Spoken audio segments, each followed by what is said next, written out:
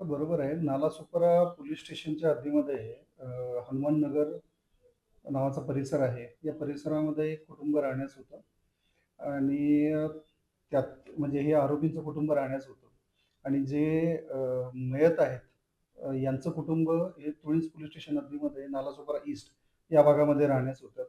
हे दोन्हीही कुटुंब आहेत हे म्हणजे एकमेकांचे चांगले परिचित आहेत, मित्र आहेत. अ, कालच्या म्हणजे कालच्या दिवशी जे मयत आहेत यांचा लग्नाचा वाढदिवस असल्यामुळे त्यांनी त्यांच्या पत्नीने त्यांच्या लग्नाच्या अॅनिव्हर्सरी निमित्त एक WhatsApp स्टेटस ठेवलेलं होतं आणि या स्टेटसवरती हे जे आरोपी आहेत, या आरोपींनी अश्लील भाषेत कमेंट्स करून शिवीगाळीचे मेसेज त्यांना पाठवले होते.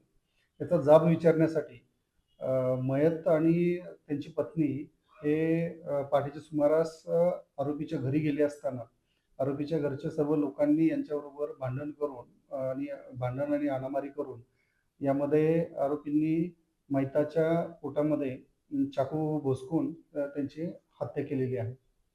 सदरबाबत मयताची जी पत्नी आहे यांनी दिलेल्या तक्रारीवरून नालासोपारा पोलीस स्टेशन येथे गुन्हा दाखल करण्यात आलेला आहे आणि या घटनेमध्ये सामील असलेले 4 आरोपी आहेत.